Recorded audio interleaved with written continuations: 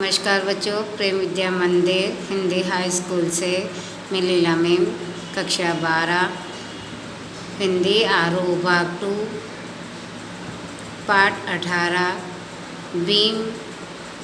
बाबा साहेब भीमराव अंबेडकर के बारे में बताऊंगी। इनका जन्म सन 14 अप्रैल सन 1891 महू मध्य प्रदेश में हुआ। की मुख्य रचनाएं हैं the caste in India, their mechanism, genesis and development 1917 में प्रथम प्रकाशित कृति है, और the untouchables who are they 1948 की, हु आर द शूद्रार्च 1946 में, बुद्धा एंड हिज धर्म 1957 में, thoughts on linguistic state 1955, the problem of the rupee 1923, the evolution of provincial finance in British India PhD की थीमिस 1916, the rise and fall of the Hindu women 1965, annihilation of caste 1936, labour and parliament democracy 1943, Buddhism and communism 1956, पुस्तकें एवं भाषण मूक नायक बहिष्कृत, भारत जनता पत्रिका संपादन हिंदी में उनका संपूर्ण वाङ्मय भारत सरकार के कल्याण मंत्रालय से बाबा साहब आम्बेडकर संपूर्ण वाङ्मय नाम से 21 खंडों में प्रकाशित हो चुका है, और इनका निधन हुआ दिसंबर सन 1956 दिल्ली में। इस तरह इनकी प्रमुख रचनाएं और अन्य अलग अलग सन में इनकी प्रकाशित हुई है, जो यहाँ बताया है। मानव मुक्ति के पुरोबा बाबा साहेब भीमराव अंबेडकर अपने समय के सबसे सुपठित जनों में से एक थे। प्राथमिक शिक्षा के बाद बड़ौदा नरेश के प्रोत्साहन पर उच्चतर शिक्षा के लिए न्यूयॉर्क अमेरिका गए, फिर वहाँ से लंदन गए। उन्होंने संस्कृत का धार्मिक, पौराणिक और पूरा वैदिक वाङ्मय अनुवाद के जरिए पढ़ा, और ऐतिहासिक सामाजिक क्षेत्र में अनेक मौलिक स्थापनाएं प्रस्तुत की। सब मिलकर वे इतिहास मीमांसक, विधिवेत्ता, अर्थशास्त्री, समाजशास्त्री, शिक्षाविद तथा धर्म दर्शन के व्याख्याता बनकर उभरे।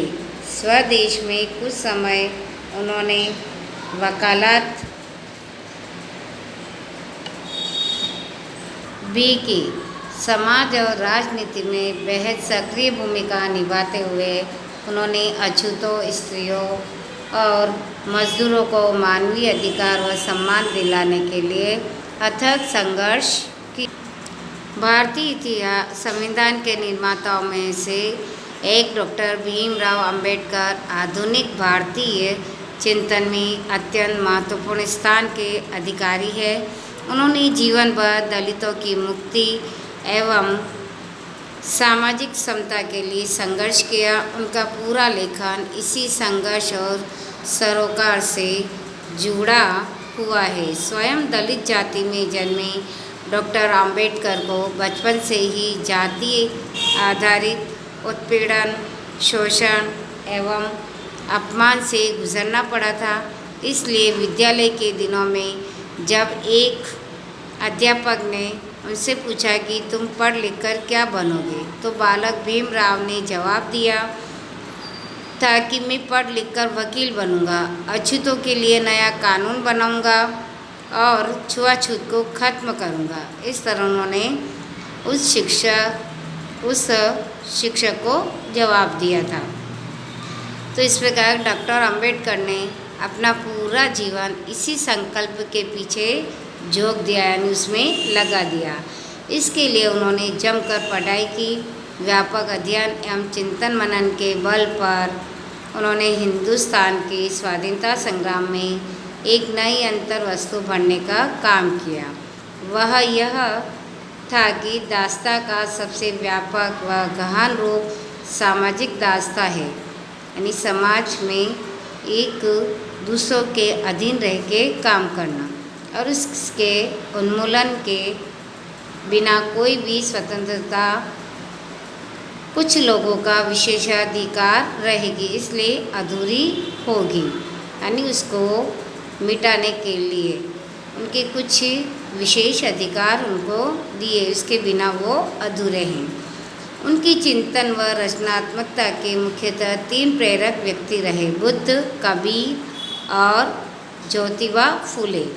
जातिवादी उत्पीड़न के कारण हिंदू समाज से मोह भंग होने के बाद वे बुद्ध के समतावादी दर्शन में आश्वस्त हुए और 14 अक्टूबर सन 1956 को 5 लाख अनुयायियों के साथ बौद्ध मतानुयायी बन गए। यानी वो भले ही नीची जाति में जन्मे हो, यानी अछूतों में उन्होंने जन्म लिया है, एक दलित वर्ग में उनका जन्म हुआ है, लेकिन उन्होंने बौद्ध धर्म अपनाया और इनके 5 लाख अनुयायी भी बन गए। भारत के संविधान निर्माण में उनकी महती भूमिका और एकनिष्ठ समर्पण के कारण ही हम आज उन्हें भारतीय संविधान का निर्माता कहकर श्रद्धांजलि अर्पित करते हैं और उनकी समूची बहुमुखी विद्वता, एकांत ज्ञान साधना की जगह मानव मुक्ति व जन कल्याण के लिए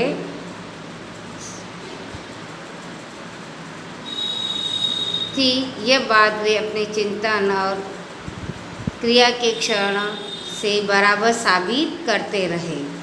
अपने इस प्रयोजन में वे अधिकतर सफल भी हुए। इस तरह डॉक्टर भीमराव अंबेडकर के बारे में बताए हैं। अब इनका जो पाठ है श्रम विभाजन, यानी ये पाठ श्रम विभाजन और जाति प्रथा, ये पाठ अंबेडकर ने अपने विख्यात भाषण एनिहिलेशन ऑफ कास्ट 1936 में जो प्रकाशित के ललई सिंह यादव द्वारा कृत हिंदी रूपांतर जाति भेद का उच्छेद के 2 प्रकरणों के तौर पर है।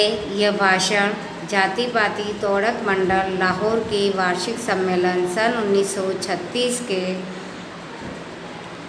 अध्यक्षीय भाषण के रूप में तैयार किया गया था, परंतु इनकी क्रांतिकारी दृष्टि से आयोजकों की पूर्णतः सहमति न बन सकने के कारण सम्मेलन ही स्थगित हो गया और यह पढ़ा न जा सका। बाद में अंबेडकर ने इसे स्वतंत्र पुस्तिका के रूप में प्रकाशित कर वितरित किया, जो पर्याप्त लोकप्रिय हुए और उनके अनुसार समानता, स्वतंत्रता व बंधुता के 3 तत्व आदर्श समाज में अनिवार्यतः होने चाहिए, जिससे लोकतंत्र सामूहिक जीवनचर्या की एक रीति तथा समाज के सम्मिलित अनुभव के आदान प्रदान की प्रक्रिया के अर्थ तक भी पहुँचे। यहाँ प्रस्तुत पाठ में उक्त पंक्तियों के पुस्तिका के प्रतिनिधि प्रकरण है।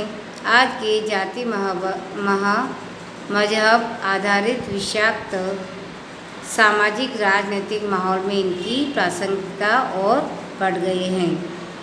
आज इतना ही, बाकी का हम बाद में पढ़ेंगे। बाय बच्चों।